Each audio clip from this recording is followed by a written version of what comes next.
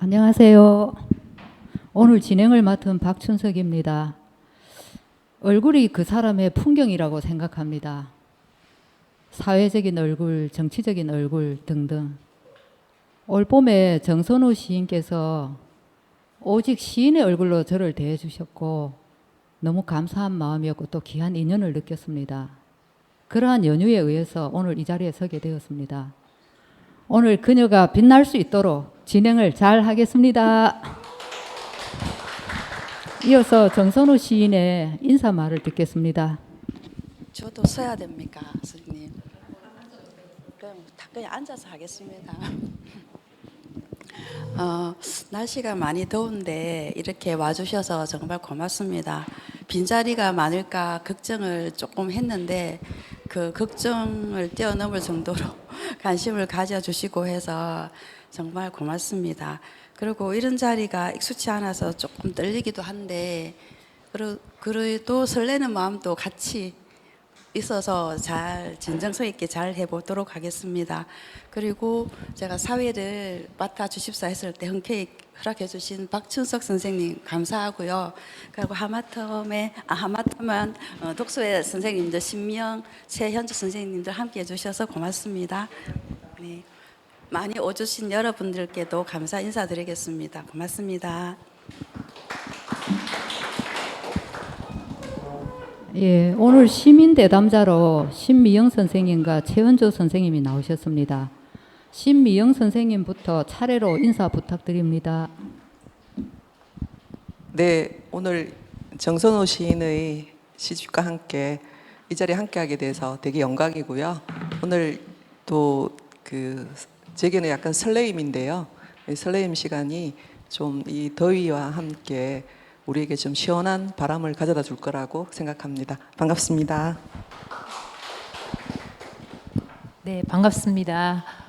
오늘 이런 자리는 제가 처음이라 가지고 조금 떨리기도 하고 그런데 재미있을 것 같은 생각이 듭니다. 네, 잘 부탁드립니다. 고맙습니다.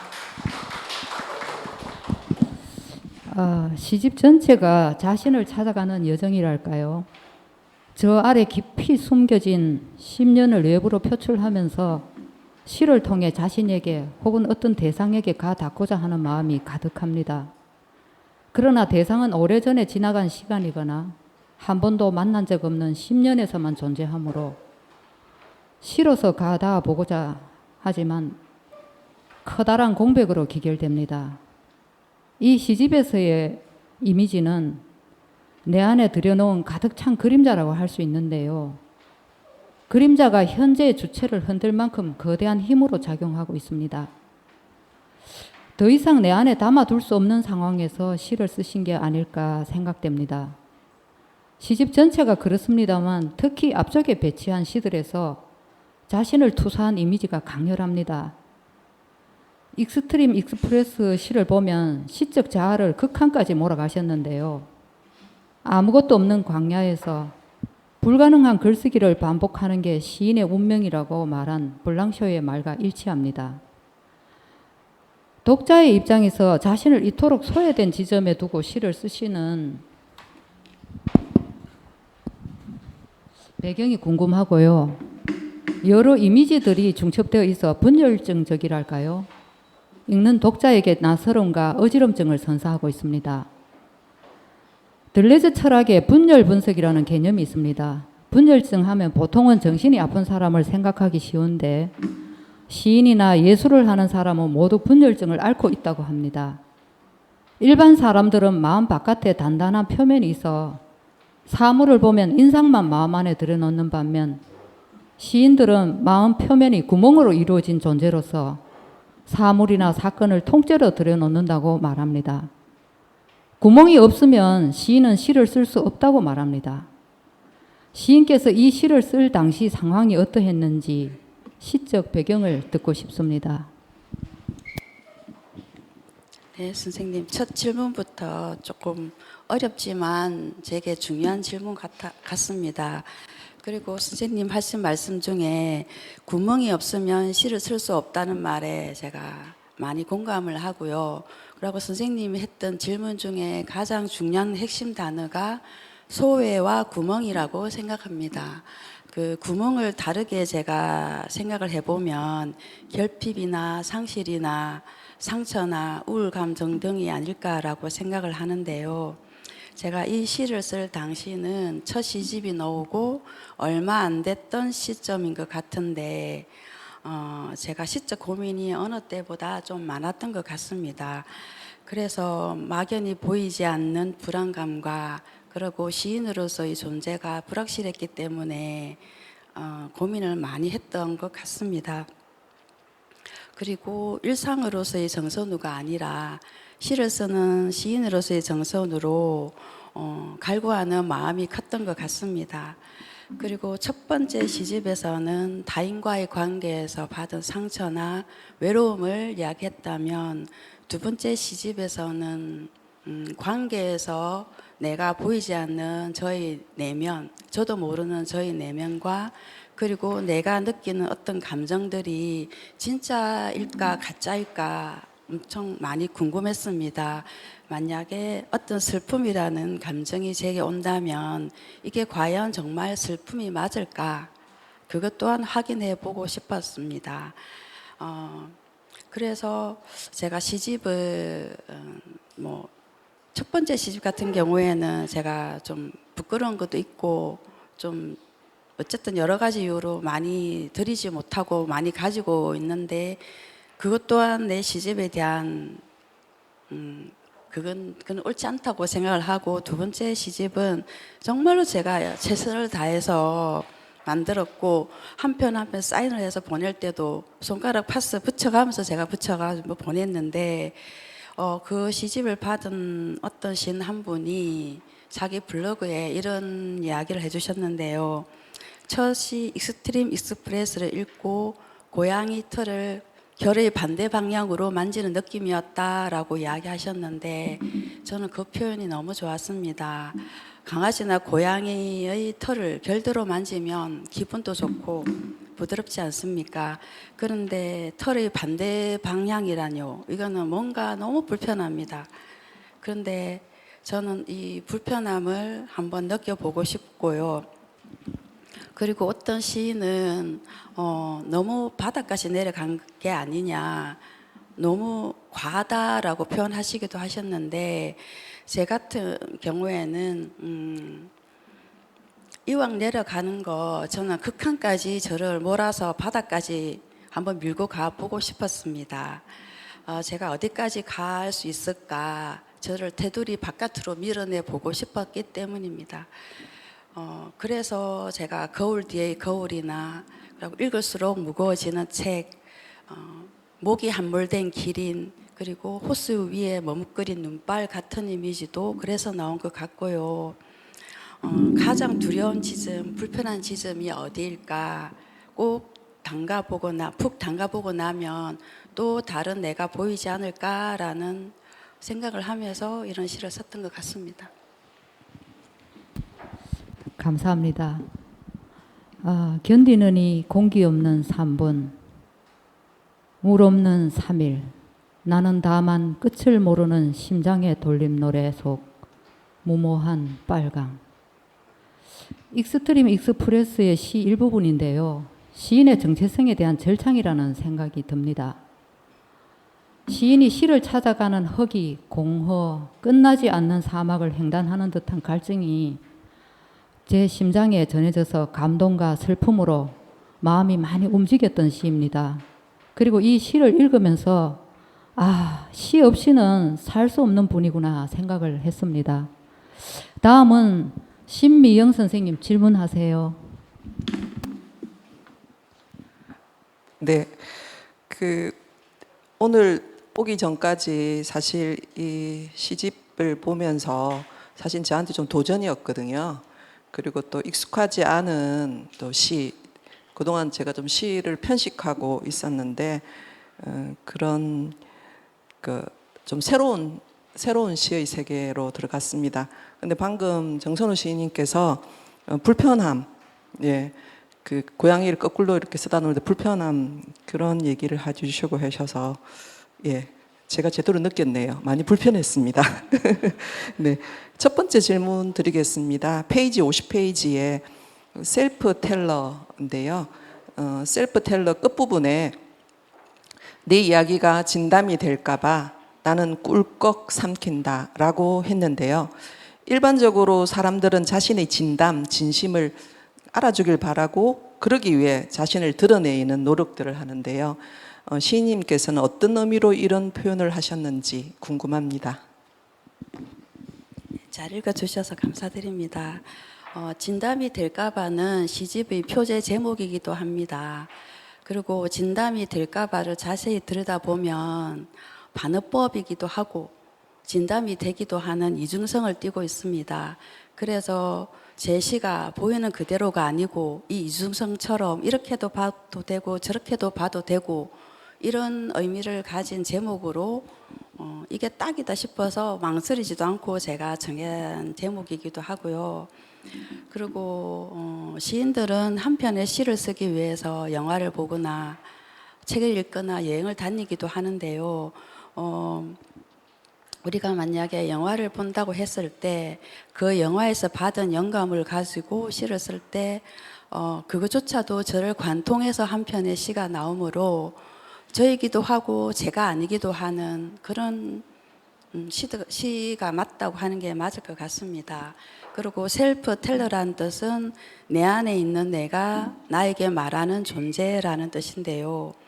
내 안에는 또 다른 내가 무수히 많이 존재합니다. 어릴 때의 나와 청년의 나와. 하지만 이런 것들이 수없이 저를 거쳐서 시도 때도 없이 나에게 말을 걸어오고 그러면서 내 나조차도 순간순간 이게 뭘까 싶은 생각에 놀라기도 하는데요. 살다 보면 진담을 해도 타인들은 다르게 이해하기도 하고 농담을 해도 진심처럼 받아들이기도 합니다. 제가 이 나이 정도 되니까 오해를 하더라도 그냥 넘길 수 있는 나이가 됐다라는 생각을 하고 시간이 지나면 언젠가는 알아주겠지 싶기도 하고 몰라줘도 어쩔 수 없는 거라고 생각을 합니다. 그래서 마지막 나를 꿀꺽 삼킨다는 말은 그냥 미련 없이 모든 것을 묻어두고 간다라고 이해하시면 될 것 같습니다. 예, 이어서 최연주 선생님 질문하세요. 네, 저는 처음 시집을 이렇게 접했을 때 그 제목에서 굉장히 친근한 느낌을 받았거든요. 수많은 농담 속에서 우리는 그 진실을 건져 올릴 때가 많은 것 같습니다. 그러면서도 종종 그 속에 숨어 있는 지시를 외면하기도 하고 또는 더 철저히 숨기고 싶어하는 자신을 발견하곤 하는 것 같은데요. 시집 속 여러 시를 읽으면서 저는 그리움과 슬픔의 감정이 좀 많이 들었거든요. 그래서 먼저 첫 질문 드리겠습니다. 시집 전체를 관통하는 감정이 저에게는 그리움으로 느껴졌는데요. 혹시 어떤 이 그리움이 어떤 대상을 향한 그리움인지 아니면 지나간 과거에 대한 그리움을 담으신 건지 좀 궁금해합니다. 네. 네, 감사합니다. 이 나이에 그리움이라고 하니까 좀 부끄럽긴 한데요. 죽을 때까지 이 그리움은 사라지지 않을 것 같습니다. 그리고 제 시집 읽고 슬픔과 그리움을 느꼈다 했으면 다행인 것 같습니다. 그리고 박춘석 선생님의 질문에서 제가 잠깐 이야기했는데요. 관계를 통해 보이지 않는 저희 내면과 내가 느끼는 이것이 과연 뭘까라고 생각을 했을 때 제가 그래서 슬픔이라는 감정이 있다면 이것이 어디에서 시작되었을까?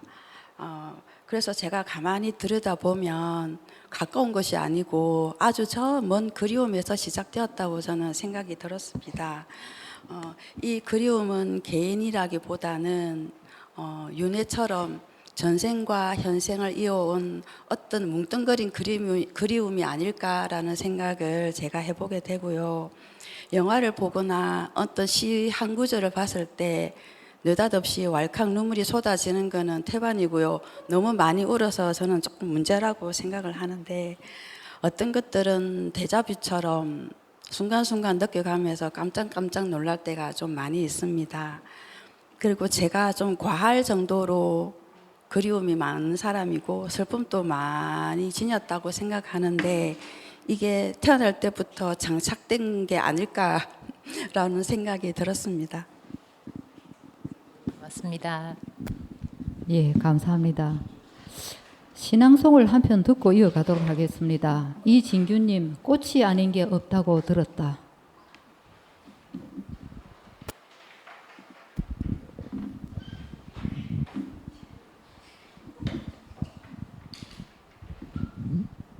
네, 반갑습니다. 오늘 이 뜻깊은 자리에 우리 특히 정선우 시인님의 시를 가지고 문학 토크를 하시는데 이 귀한 자리에 말석에서 우리 그녀의 시를 읽게 되어서 대단히 영광을 생각합니다. 그동안 저는 이제 사회과학부인데 제가 커뮤니케이션이 전공입니다. 그래서 주로 직진만 했습니다. 돌려차기 뭐 이런 걸 잘 못합니다.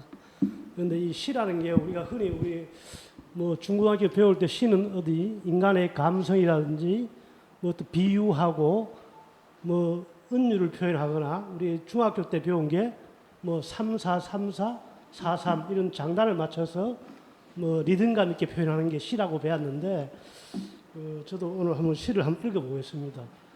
떨리는 마음으로 읽습니다. 16페이지입니다. 꽃 아닌 게 없다고 들었다. 위험 고드름 낙하주의 관리실 사나흘 혹하니 단을 갔다.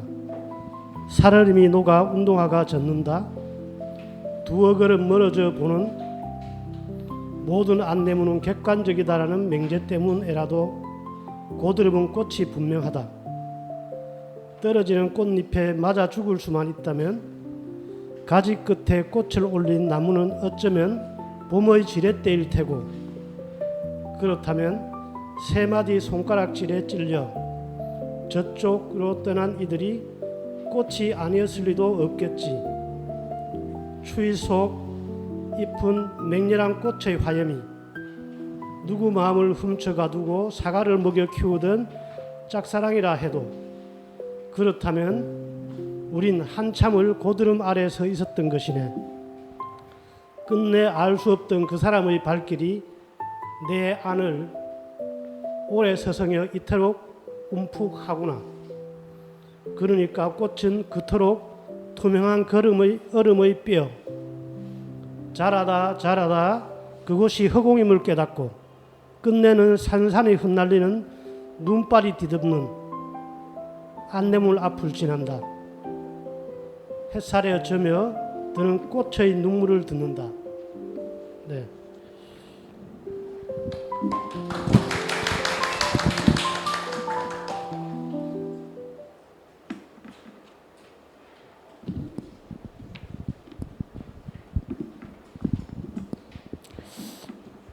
우리는 조금씩 스며 감쪽 같았고 서로를 알 수 없었으니 그것이 죄. 눈을 감고 목덜미를 더듬으면 맹렬한 감옥 속을 탈해처럼 엉켜서 서로의 미궁으로 남는 위무. 안개를 통해 남녀간의 사랑을 절창으로 노래하셨는데요. 이 시를 쓰게 된 동기와 비하인드 스토리가 있다고 들었습니다. 좀 들려주세요. 네. 제 시집에는 제목이 안개라는 제목이 들어간 시편이 2편이 되는데 그게 다 일부에 있는데 첫 번째는 안개와 너의 안개라는 산문시고 두 번째가 안개라는 시인데 이 시는 22년도 박찬욱 감독의 영화 헤어질 결심이라는 영화를 보고 제가 적잖이 충격을 받아서 쓴 시입니다. 그 남자 주인공 혜준이 하는 말이 나는 완전히 붕괴됐어요. 그 말을 듣고 나는 너를 사랑해 하지 않아도 사랑한다고 느낄 수 있었던 말이었고요. 그리고 두 주인공의 감정선인 의심과 끌림의 이중성이 같이 내포되었고 동시에 느낄 수 있었습니다. 그리고 엔딩 장면에서 여주인공 설애가 그 모래를 파묻어 자기가 죽음으로 몰아갈 때 혜준이 이름을 부르면서 막 찾으러 다니는 장면이 마지막 장면인데요. 그거랑 같이 송창식과 함께 부른 정훈이의 노래 안개라는 노래가 배경음악으로 깔립니다. 너무 절묘하게 같이 깔렸는데 거기에 자욱하게 해무가 밀려오면서 그 남자 주인공의 목소리가 멀어져 가면서 기타 반주 소리가 계속 울립니다. 그것을 보고 제가 좀 충격을 받고 미친 듯이 한 달 동안 거기에 빠져서 살았습니다. 유튜브의 엔딩 장면을 매일매일 한 달간 듣고 보고, 그리고 안개라는 다양한 버전의 노래도 듣고 그러면서 그냥 안개에 미쳐서 안개에 살았던 때 같고, 그래서 좀 안개라는 시가 좀 나왔던 것 같고 그때는 안개에 꽂혀서 살았던 것 같습니다. 저도 한 달 동안 리플레이해서 계속 보고 듣고 하면서 이 시가 탄생했다는 얘기를 듣고 굉장한 시인이구나 하는 생각이 들었고 또 감동을 받았습니다. 다음 질문은 시는 자본주의 사회에서 아무 힘이 없습니다. 그러나 우주를 움직이는 힘이 있다고 개인적으로 생각합니다. 플라톤은 가볍고 날개 달렸으며 성스러운 그것이라고 시에 대해 정의하고 있는데요. 그러나 시인 개개인의 생각은 다를 수 있겠습니다. 정선우 시인께 시는 인생에 어떤 영향을 미친다고 생각하시는지, 물질이나 다른 무엇이 시를 대신할 수 있다고 생각하시는지 평소의 생각을 듣고 싶습니다. 예, 보통 시인들은 시가 미치는 영향이 대체적으로 다 클 거라고 봅니다. 저도 마찬가지고요. 제가 처음부터 시인이 아니었고 시를 읽는 사람이었는데 어느 날 되게 우울할 때가 있었습니다. 그래서 제가 좋아했던 시인의 시집을 생각 없이 읽고 있는데 그 우울했던 게 싹 사라지고 치료가 되고 있다는 것을 제가 어느 순간 느꼈습니다. 그래서 시를 읽는 사람에서 시를 쓰는 사람으로 넘어온 것 같고요. 그리고 제게는 애지중지하는 아들이 둘이 있는데 그 아들이 사랑스럽기도 하지만 속을 썩일 때는 정말 밉기도 합니다. 그것처럼 하지만 우리가 놓을 수는 없지요. 그것처럼 시도 제게 놓을 수 없는, 어떨 때는 정말 이쁘고 어떨 때는 정말 하루에 12번 또 그만둬야 되나 하는 정도로 속을 썩이기도 하는데요. 그러나 시는 시로서 존재하니까 저는 대체할 것은 없다고 생각을 합니다. 시이든지 시가 아니든지 둘 중 하나가 아닐까라는 생각을 해봅니다. 세 번째 아들이라고 세 번째 자제라고 하더라고요, 시가. 예, 그만큼. 그리고 뭐 시 편편을 보면 시 없이는 살 수 없는 분이더라고요. 예, 이어서 신앙송을 한 편 듣고 이야기를 계속 이어가겠습니다. 유현대님의 신락원을 들어보겠습니다.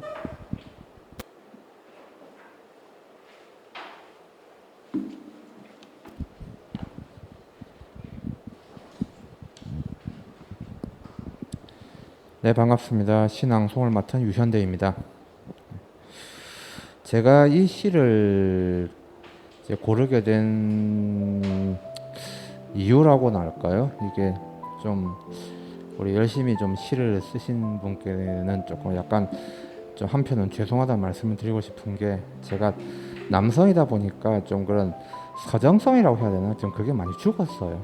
좀 그래서 앞부분의 시에는 그렇게 크게 제가 감동을 느끼지 못했는데 뒤에 갈수록 이제 이게 어떤 면에서 보면 저 현실을 고발하는 느낌이 좀 들더라고요. 그래서 이거는 좀 제가 좀 공감을 할 수 있겠다 싶어서 제가 이 시를 특별히 골라봤습니다.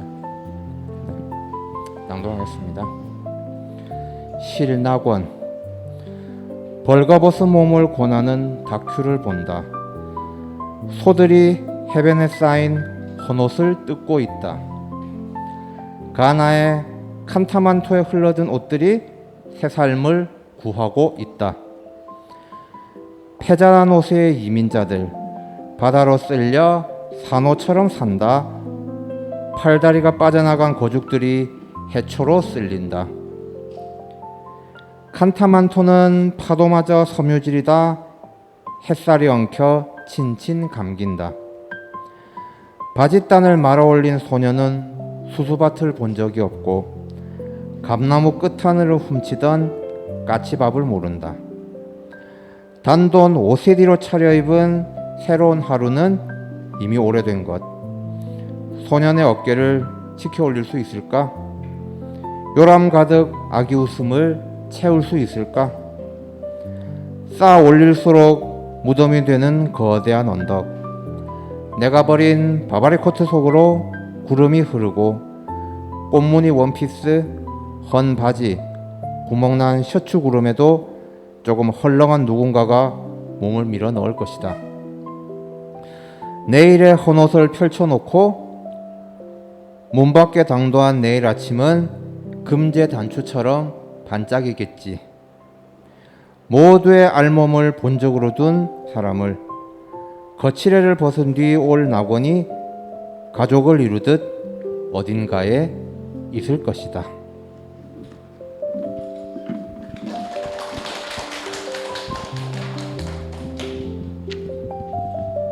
감사합니다. 신미영 선생님 두 번째 질문하시죠.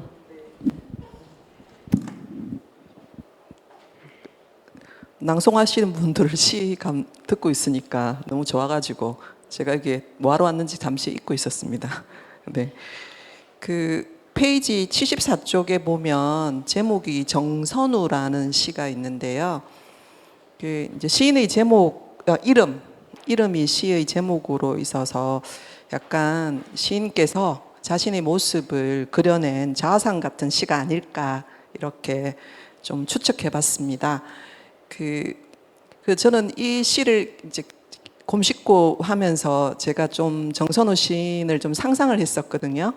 예, 상상을 했는데 오늘 이렇게 처음 뵀는데 그러니까 잠시 뵙고 여기 옆에서 뵈면서 첫 줄에 약간 이런 게 있거든요. 삐딱하게 주파춥스를 물고 거울을 열고 조심스레 진입해요.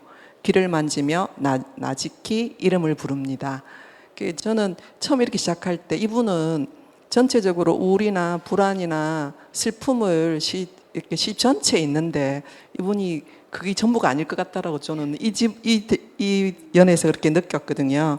그리고 그 마지막에 하면 제비가 남긴 빈지처럼 가려움만 남기죠. 이렇게 하는 부분에서 이렇게 좀 신이 갖고 있는 어떤 문제의식 같은가 뭐 이런 걸 좀 생각했고요. 그다음에 바람을 붙잡으려는 나의 양팔은 아직 거기를 살살 점점 굳어갑니다. 그래서 살아 점점 굳어갑니다. 이렇게.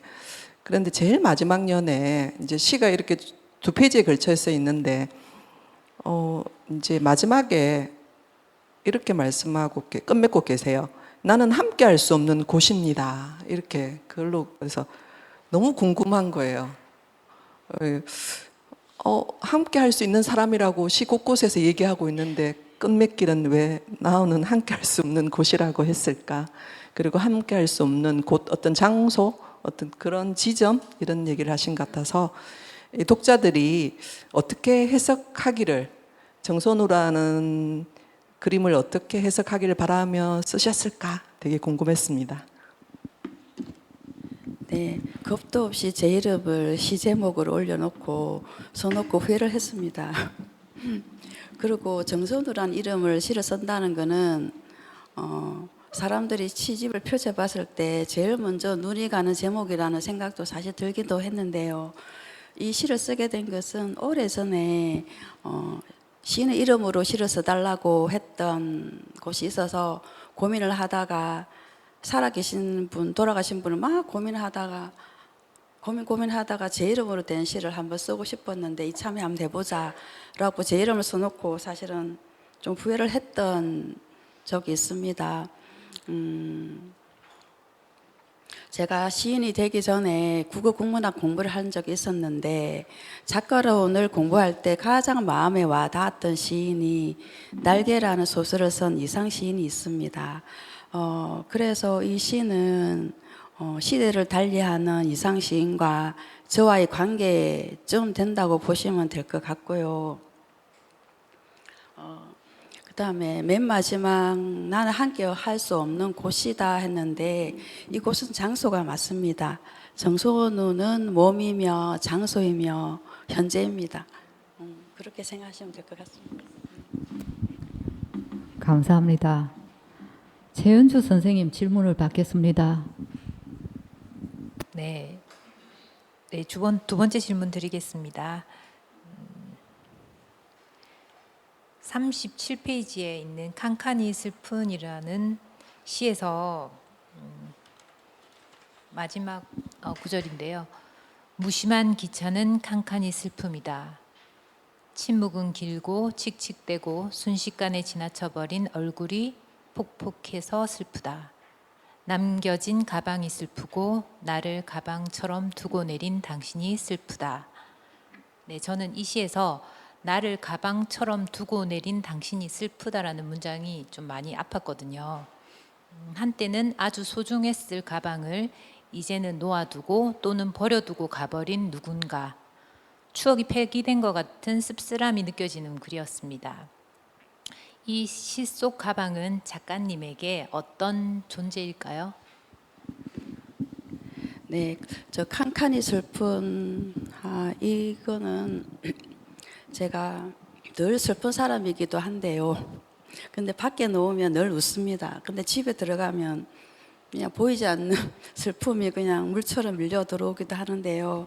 제가 혼자 있을 때 뭘 해도 슬플 때가 있었는데 지나가는 기차마저도 쪼개진 슬픔으로 보일 때가 있었습니다. 가방은 누구에게나 소중한 물건이기도 한데요. 그리고 소지품을 담거나 안 그러면 학용품을 담거나 책을 담거나 누군가에는 거치대용으로도 쓰이기도 할 텐데 오래전에 제가 아끼는 가방을 통째로 도둑을 맞은 적이 있었습니다. 그때는 좀 황당하고 속상하기도 했습니다. 그리고 어떤 관계에서 침묵 다음은 저는 이별이라고 생각합니다.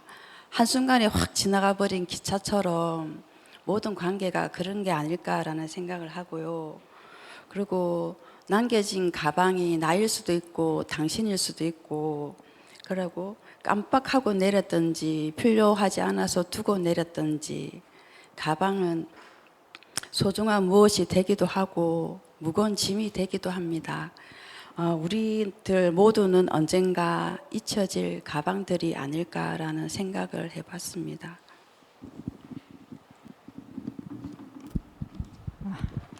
나는 그 기차에 그녀를 가방처럼 두고 내린 어떤 남자가 있는 것 같은 느낌이 듭니다. 그 남자 누굴까 굉장히 궁금했는데 오늘 말을 살짝 피해가 가네요. 네 번째 질문은 나의 식물 도감을 재밌게 읽었습니다. 부산 태생이라고 지난번 들었는데 저런 식물 도감을 어떻게 갖게 되었는지 궁금하고 시골 출생인 저도 약간의 식물 도감을 가지고 있어서 참 반가웠습니다. 큰 소리로 웃으면서 읽었습니다. 가지고 계신 지식을 조금 풀어놓아 보세요. 예, 제가 동물도 좋아하지만 식물도 아주 좋아해서 저희 집에 나무도 많고 다육이도 많습니다. 그리고 저희 집은 백양산 산책로 입구에 있기 때문에 마음만 먹으면 얼마든지 운동하러 갈 수도 있고 풀염도 맡을 수가 있는데 좀 게을러서 좀 못 가는 편이고요. 그러다 어느 날 풀이름을 검색을 하는데 우리가 몰랐던 재미있는 이름들이 너무 많이 나오는 걸 보고 이 재미있는 이름으로 시 한 편을 써야겠다라고 시작을 했는데 그래서 나왔던 게 노란 이끼 버섯을 태워 먹으면 울지 못한다고 들었다. 모이 잎을 바싹 말려 먹으면 흉이 사라진다고 했다. 여기꽃을 삶아 먹으면 울지 못한다. 피가 멈춘다고 했다.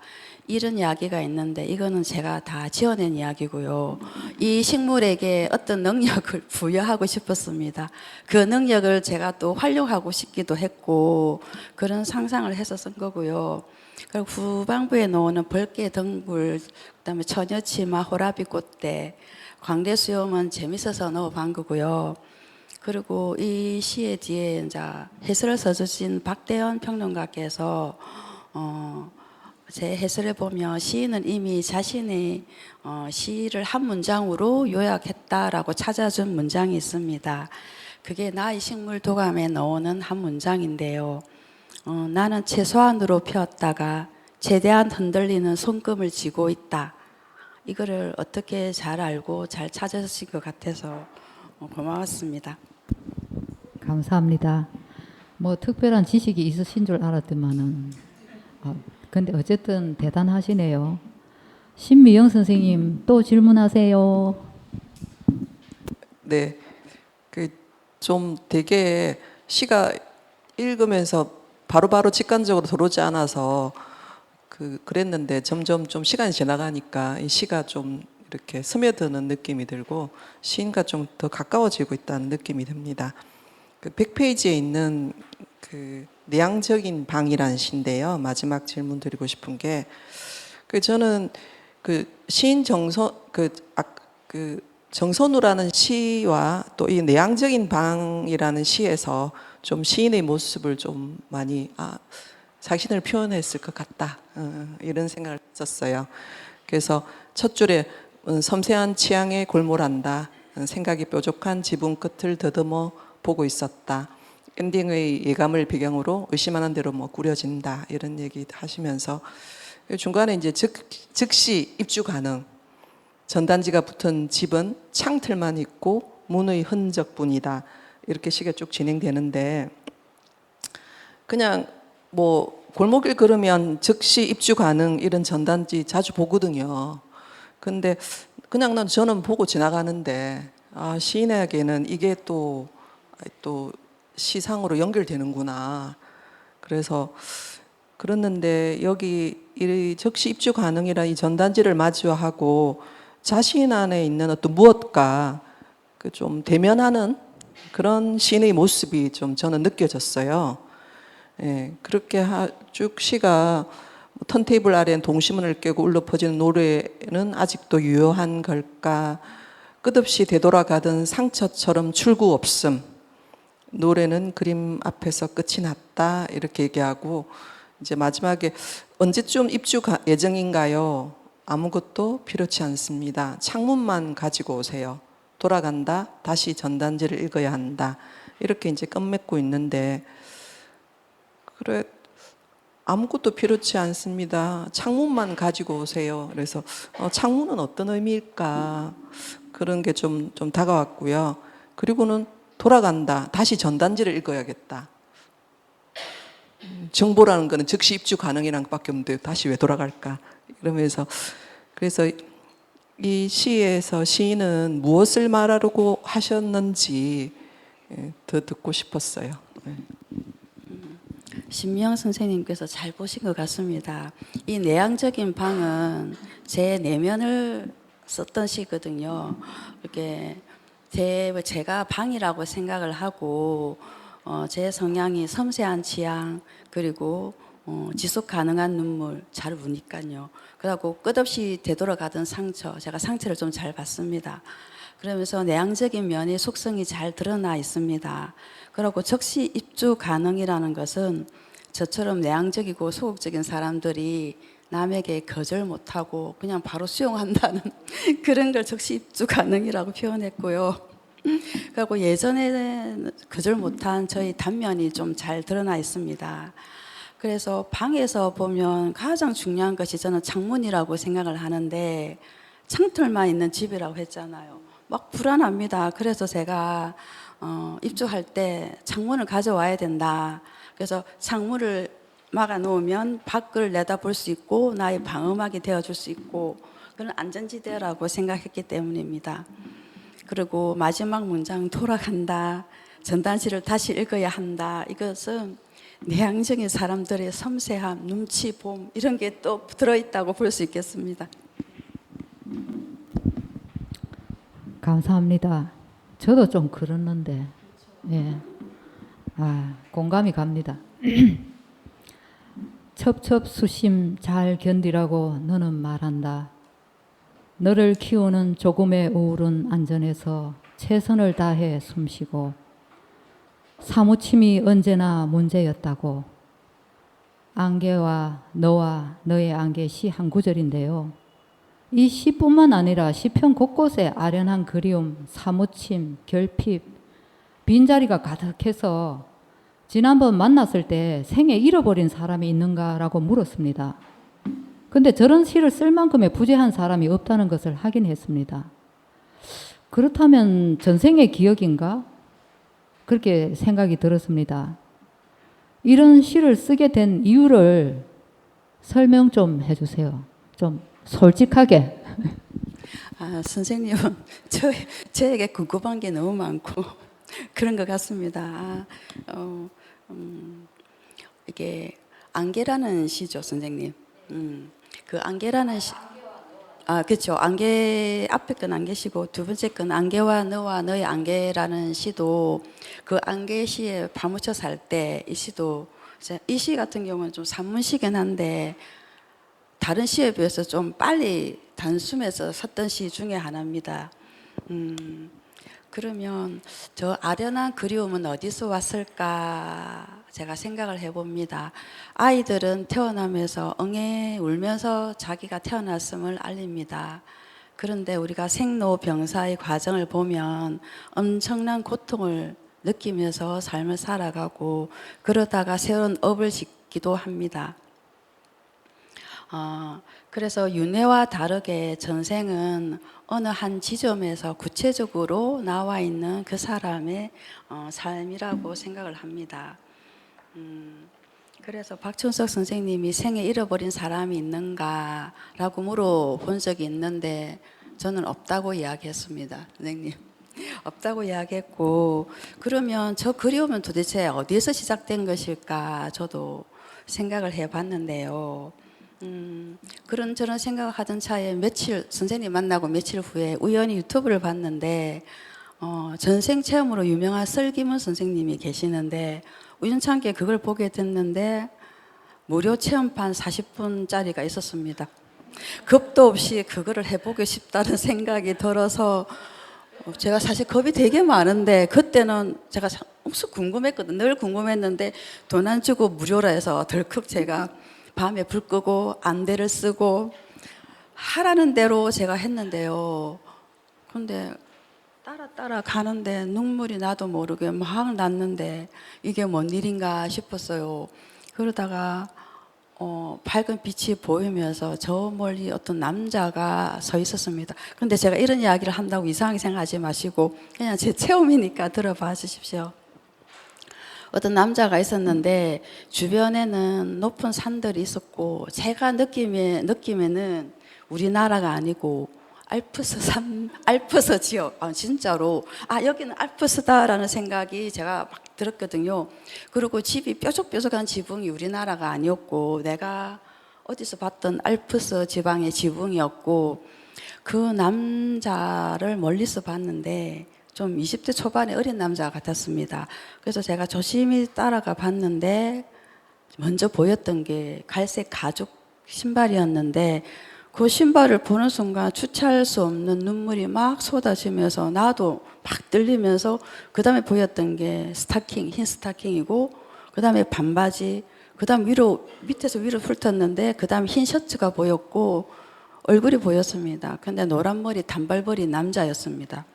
근데 옆에서 지켜봤는데 하염없이 멀리 보면서 울먹울먹 하고 있었는데 저도 옆에서 따라 울었던 것 같습니다. 그러다가 그 다음 장면이 그 집으로 들어갔는데 부모님이 계셨는데 두 분 다 인자하셨고 그 이미지가 선명하게 아버지는 코수염이 있었고 엄마는 머리를 묶어가지고 이렇게 틀어 올린 것 같았습니다. 그리고 그 다음 장면이 그 사람이 자기 방으로 들어갔는데 아주 창이 넓은 방이었는데 그 창 밑에 책상을 두고 원고지에다가 뭘 쓰고 있었습니다. 그걸 봤는데 원고 제목이 열정이라는 단어였는데요. 보니까 소설을 쓰고 있었습니다. 이 사람은 아마 소설가였다는 생각이 제가 들었고 그러면서 마지막 장면 그 사람이 죽음이 보였는데요.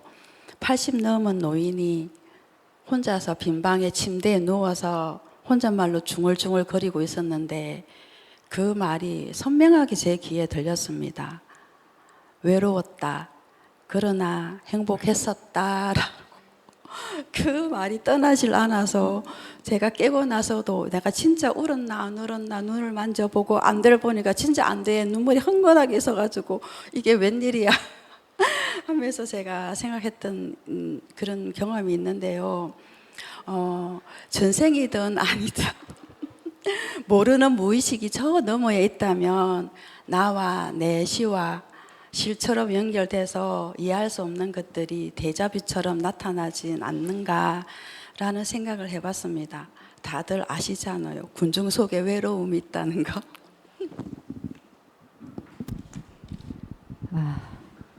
감사합니다. 현생이라는 것은 어떻게 보면 표면에 불과하겠죠. 숨겨진 그 무의식의 세계는 무궁무진한데 그 세계를 여행을 하고 오신 게 아닌가 하는 생각이 듭니다.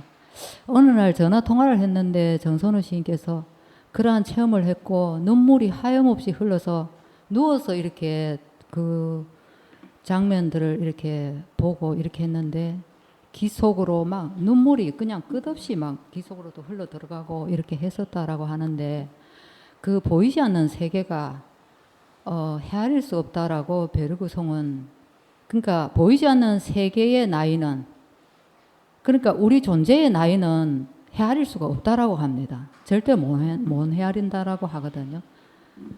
베르그송 철학자의 그 말에 의하면 그렇습니다. 근데 저는 뭐 시를 쓰는 분들은 다 이런 부분에 공감을 하실 겁니다. 현세라는 것은 아주 표면적인 거여서 이것만 가지고는 이 무한한 세계를 절대로 이렇게 펼쳐낼 수도 알아낼 수도 없고 또 알 수도 없는 것이 아닌가 하는 생각이 들었고 저는 굉장히 그 진정성 있게 그 체험 얘기가 들렸습니다. 그러면 이제 간중석의 질문을 받도록 하겠습니다. 질문하실 분 없으세요?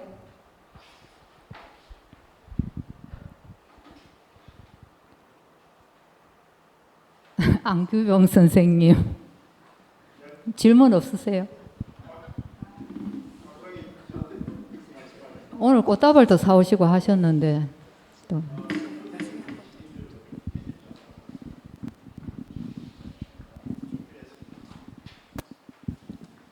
아니 미리 좀 기뜸을 해주시죠. 질문하라 해라고.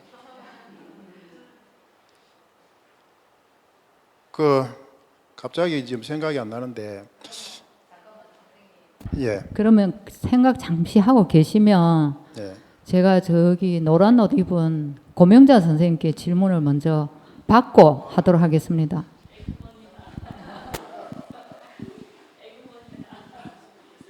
아유, 글쎄요, 질문거리를 따로 준비한 거는 없습니다. 좀 재밌게 잘 들었고요. 글쎄요, 우리가 이제 뭐 시로나 만나고 하지 개별적으로는 잘 모르니까 이제 오늘 이야기를 통해서 굉장히 어떤 그런 슬픔이라든가 눈물이라든가 또 어떤 자기 내면 안에 이렇게 항상 차고 넘치는 채워지는 그런 부분들이 우리는 항상 활짝 웃는 그 모습만 봤기 때문에 그게 의외로 많다라는 생각을 했고요.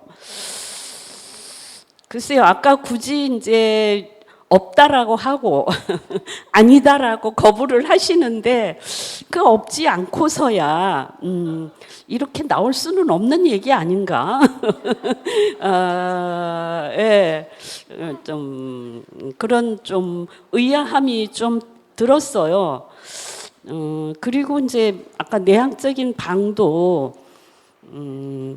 이렇게 겉으로 봤을 때는 별로 내향적이지 않거든요. 아까 뭐 저기 역설을 말씀하시고 했는데 글쎄요. 이제 뭐 다른 질문 특별히는 없는데 이제 뭐 어쨌든 두 번째 시집이고 이제 세 번째 시집에 뭐 앞으로 이제 어떤 시의 방향으로 좀 내향을 벗어나서 어떤 쪽으로 좀 가고 싶으신지 그거를 좀 앞으로의 어떤 이 시의 세계랄까 이런 거 좀 들려주시면 좋겠습니다. 예, 고맙습니다. 잘 들었습니다. 네, 고맙습니다, 선생님.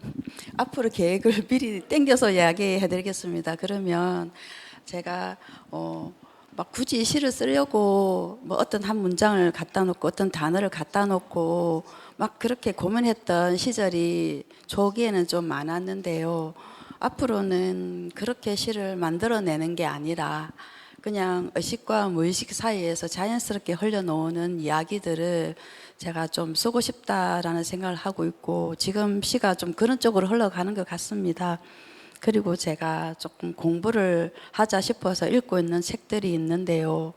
세계 경전 책을 좀 읽고 있는데 성경이나 금강경이나 그다음에 대승기실론, 그다음에 미란타 왕문경 정도 좀 읽고 있는데 이런 책들이 저희 앞으로 눈을 좀 크게 보게 하지 않을까라는 조심스러운 생각을 하면서 앞으로는 조금 더 자연스러운 시를 쓰고 싶다라는 생각을 합니다, 선생님. 예, 사실은 뭐 시는 참 재미있고 다양하게 쓰셨는데 글쎄요, 알 수 없는 어떤 생체험적인 그런 것들은 사실은 좀 못 느꼈거든요. 일상의 부딪힘이라든가 자기가 저기 살아가면서 뭐 불협화음이 일어나는 이런 것들은 조금 안 느껴졌는데 그럼에도 아까 또 읽으신다는 그 책의 세계는 더 내향성을 또 파고드는 것 같은 생각이 들어서 예, 이만하겠습니다. 예.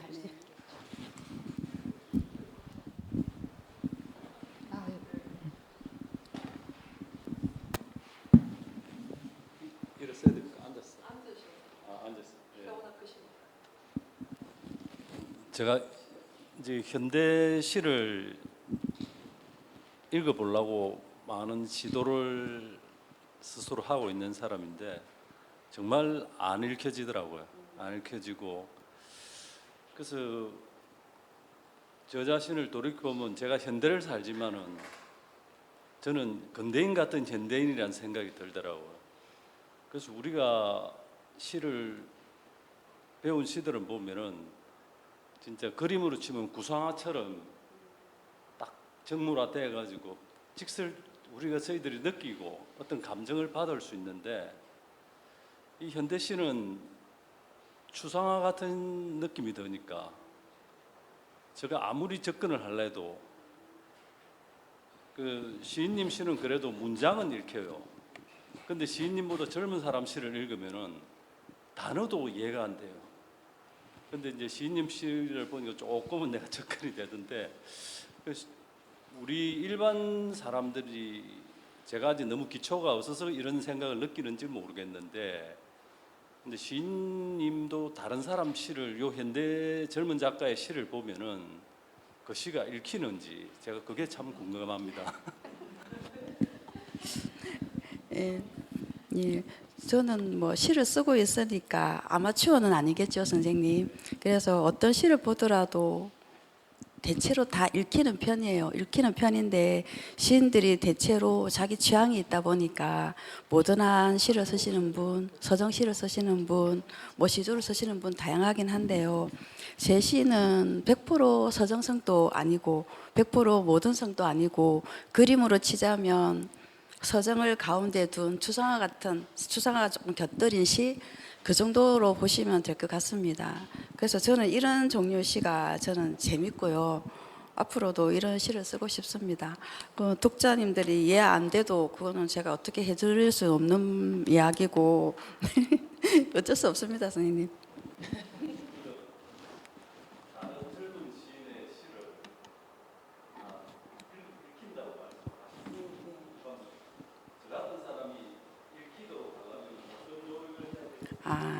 제가 경험했던 거로 치면 뭐 저도 처음 공부할 때는 그렇게 어려운 거는 사실 잘 안 읽힐 수 있잖아요.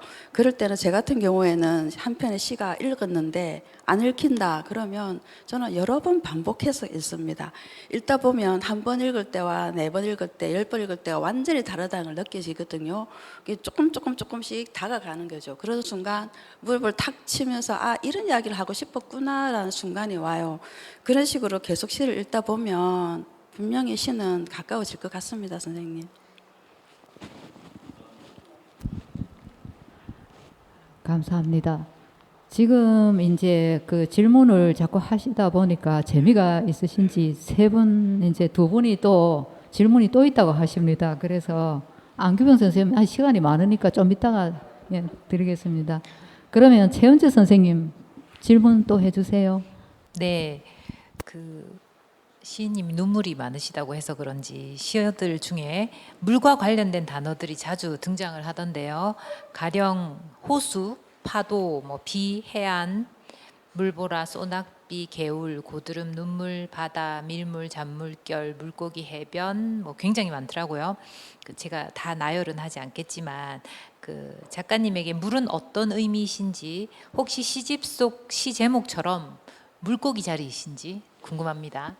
네, 참고로 저는 물고기 자리는 아니고 깨자리입니다. 옆으로 끼는 깨.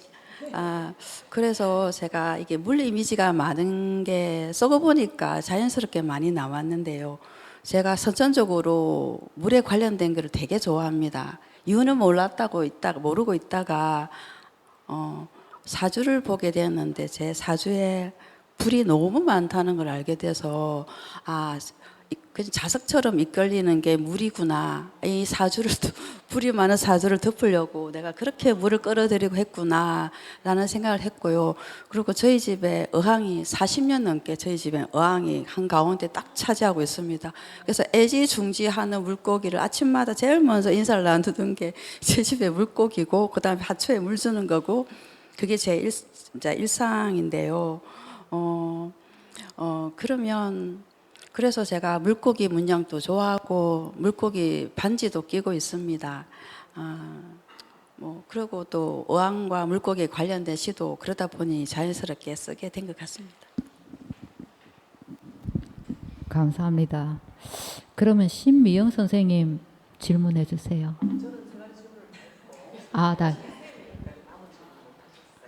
한 개 또 있나요? 없습니까? 예. 그러면 안규병 선생님 준비되셨나요?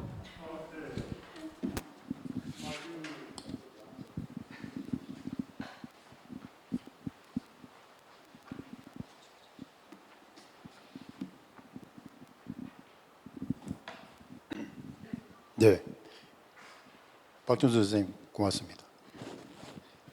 시인들이면 다 누구나 굳이 질문을 안 해도 마음속으로 다 느끼고 알고 있을 겁니다. 저는 간단하게 정선우 시인이 이번 시집에서 가장 많이 퇴고를 했던 시가 어떤 시인지 궁금합니다. 네, 생각지도 못한 질문이 나왔습니다.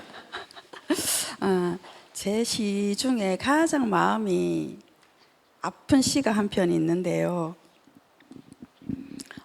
그 시는 아직 그 봄을 보내지 못했네라는 우리 아버지를 보내드리고 제가 통곡을 하면서 쓴 시입니다.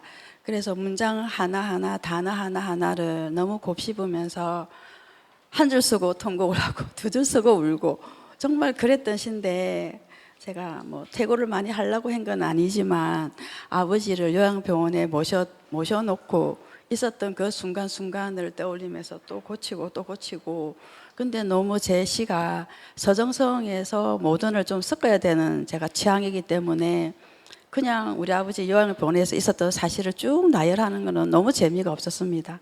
그래서 마지막 문구도 그렇게 좀 처리한 것도 있고요. 어쨌든 이 시를 퇴고를 했다기보다는 마음으로 많이 수정을 하고 안고 가는 시가 되었습니다. 감사합니다. 저도 아버님을 보내고 한 2년을 길에 다니면서 울고 다녔었는데 정선우 시인은 지금도 그러고 다닌다라고 합니다. 그래 부모님을 보내고 나면 저는 그렇더라고요. 이제 이 우주 속에서 내가 고아가 됐다라는 느낌 때문에 견딜 수가 없었습니다. 다른 분들도 아마 그런 경험이 있으시지 않을까 하는 생각이 듭니다. 그러면 관중석에 한 분만 더 질문 받도록 하겠습니다. 김영로 선생님. 네, 저기 시를 쓰다 보면 뭐 밥 먹을 때나 뭐 버스 탈 때, 일어날 때, 잠잘 때 온통 시 생각밖에 없잖아요. 그러다 보면 번쩍 이렇게 식구가 이게 오는 경우가 저는 가끔 한 번씩 있더라고요. 그런데 이 오늘 시집 중에 어떤 식구가 정말 번개처럼 와서 쓰고 보니까 괜찮네. 이런 느낌이 있는 분명히 그런 게 있을 것 같습니다. 어떤 부분이 그런 건지 한번 말씀을 들어보고 싶습니다. 선생님 찾아봐야 되나요? 제가 그렇게는 뭐 제시에 대해서 깊이 생각을 해보지는 않았고 그 김영로 선생님이 말씀하신 그 아까 밤하늘의 트럼펫 그 시 중에 하나를 제가 예를 들면 밤하늘의 트럼펫이 몇 쪽이더라? 58쪽에 보면 58쪽 맨 아래 보면 보풀하게 핀 소매 끝에 쓰인 글귀 누구도 울지 말아요. 어떤 미련도 말주림 표 속에 가두지 말아요. 지난 일은 당신이 기울어진 쪽으로 생겨난 절치선이라는 문장이 있는데 제가 이 문장을 쓰게 된 게 절치선이라는 이 단어에 꽂혀가지고 이 문장이 나왔던 것 같습니다. 이런 문장도 괜찮고 제가 지금 사인할 때 계속 문장 속에 넣어줬던 문구가 잠깐만요, 선생님.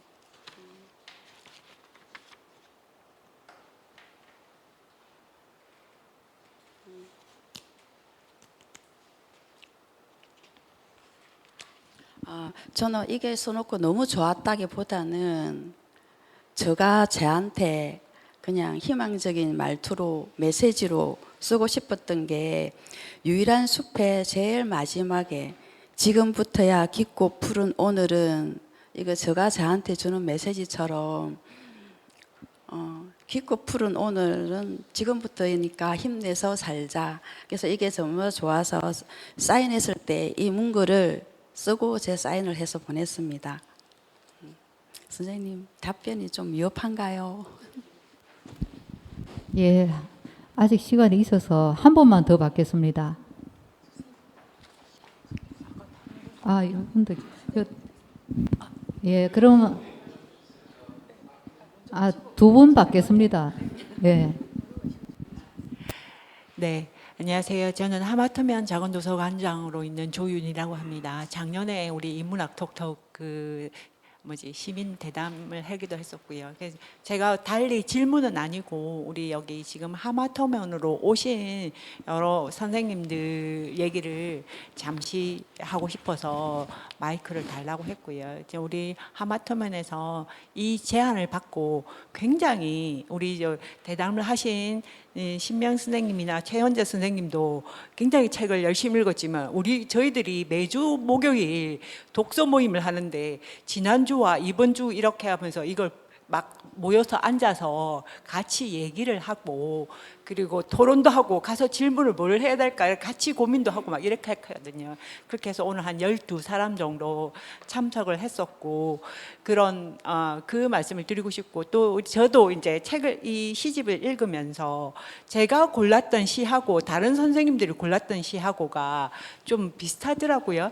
저는 이제 우리 하마터면에서 아침마다 매일 필사 모임이 있는데 이 시집을 읽으면서 시를 한두 편 써야겠다 싶어가지고 골랐던 시가 아까 셀프 텔러 거기 이제 이 제목이 있는 그 셀프 텔러하고 그리고 선생님이 아까 이상하고 굉장히 와닿다고 하는 그 이상 나오는 시 있잖아요.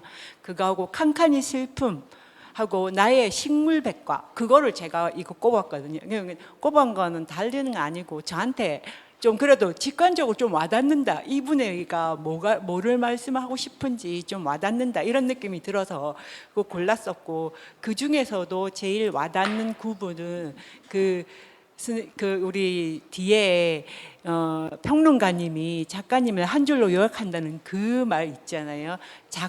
작게 피고 나는 최소한으로 피었다가 최대한으로 흔들리는 손금을 쥐고 있다. 이 문장이 아마 이게 시인님 말하는 걸 거야라고 했던 부분하고 아마 나도 내 스스로에게 이런 감정을 갖고 있지 않을까라고 했던 그런 문장이었다고 말씀드리고 싶습니다. 감사합니다. 고맙습니다, 선생님.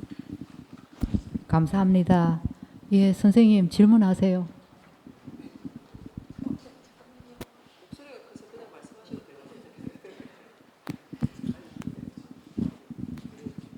다 문학 하시는 분들이 너무 섬세한 질문을 많이 하셔서 저는 좀 거친 질문을 하나 하겠습니다. 저 눈앞에 보면 앞에 정면에 보이는 게 뭡니까? 주최 부산 작가회의, 부산광역시, 부산문화재단 지원, 또 보니까 크레딧에 보면 출판 경기도 고양시 139 일산서구 중앙로 145 대우 시티플라자 B1 202-1로 되어 있습니다. 그런데 이게 과연 우리가 문학 하시는 분들이 과연 이 로컬리즘이라는 게 너무 등한시 하시는 게 아닌가라는 생각이 듭니다. 그래서 우리도 부산 하면은 시 하면은 우리가 생각나는 게 부산을 상징하는 이런 게 뭐 좀 있으면 좋겠는데 잘 안 떠오릅니다. 그래서 우리 문학 작가회에서도 좀 우리 부산을 좀 더 애정을 갖고 따뜻한 시선으로 바라볼 필요가 있지 않느냐. 또 출판을 하더라도 가능하면은 지역에서 지역 문화를 꽃피울 수 있는 쪽으로 좀 가는 것들이 좀 좋지 않겠냐는 생각을 해봅니다. 네. 특별히 우리 작가님께서는 경기도 일산을 택한 이유가 있는지 저는 주소는 잘 모르고요, 선생님. 예. 제가 이 파란 출판사를 정한 거는 그냥 이유 없이 그냥 하고 싶다는 출판사였기 때문에 제가 사실 첫 시집 때도 사실은 여기를 하고 싶었는데 그때는 시간에 쫓겨가지고 사실은 투고를 못 했고 이번에는 제가 좀 시간이 좀 넉넉해서 투고를 했는데 다행히 돼서 그랬지 경기도 부산하고는 그게 아니고 그냥 막연히 그냥 한번 해보고 싶었다라는 거 예쁘게 봐주세요, 선생님. 예, 예, 감사합니다. 어느덧 시간이 다 되었습니다. 뭐 또 질문이 있으시겠지만은 또 2차 자리에 가서 질문을 해주시기를 부탁을 드립니다. 끝으로 앞으로의 계획을 아까 했지만 조금 더 섬세하게 구체적으로 뭐 다음 시집은 언제 낸다든지 뭐 시적 방향은 또 여기서 어떤 방향으로 또 변해갈 건지 뭐 이런 어떤 공부는 어떻게 하실 건지 뭐 이런 것들을 좀 들어보겠습니다. 제가 사실은 시집이 나온 지 25년 8월 달에 나왔으니까 이제 1년이 조금 안 된 시점인데요. 벌써 세 번째 시집을 이야기하자니까 조금 조심스럽긴 합니다. 아직 시간이 조금 많이 걸릴 것 같고 첫 번째 시집은 등단하고 3년 만에 나왔고요. 두 번째 시집은 내고 나서 17,000년 만에 나왔습니다. 그러면 세 번째 시집은 중간쯤 해갖고 한 5년 정도 제가 잡고는 있는데요. 어쨌든 첫 번째, 두 번째와 좀 다른 색깔의 시집을 써야겠다는 생각은 제가 고민을 좀 많이 하고 있고요. 그러자면 좀 공부를 좀 더 많이 해야겠다는 생각을 하고 딱 이런 시를 쓰겠다라는 생각은 제가 못 드리겠고 아까 공민자 선생님이 말씀하신 너무 내면으로 들어가면 못잖노 하셨는데 내면도 있고 여러 가지 또 상황에 관련된 이야기도 있고 그거를 제가 어떻게 잘 풀어서 쓰느냐에 딸린 것 같습니다. 어쨌든 열심히 한번 써보겠고요. 그리고 이 더운 날 이까지 와주셔서 제 시집 이야기를 잘 들어주시고 질문도 많이 해주셔서 감사했습니다. 그리고 제가 이런 순간들이 저를 성장하게 만드는 시간이라고 생각하고 정말 감사히 받아들이고 있습니다. 그리고 제가 사실은 겁도 많고 말도 정말 잘 못하고 많이 떨리고 이랬는데 사실은 오늘은 박천석 선생님이 든든한 지원군처럼 있고 하마터면 독서자 선생님들이 계시고 또 많은 분들이 와주셔서 정말로 떨리는 마음보다는 기쁘고 설레는 마음으로 마무리한 것 같습니다. 정말 고맙습니다. 잊지 못할 것 같습니다. 감사합니다.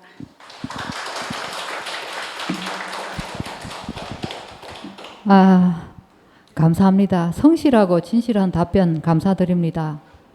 더 좋은 시를 써서 앞으로 독자들을 더 행복하게 해주시고 문단에서 크게 주목받는 시인이 되시길 선배로서 응원합니다. 이상으로 정선우 시인의 문학톡톡을 모두 마치겠습니다. 감사합니다.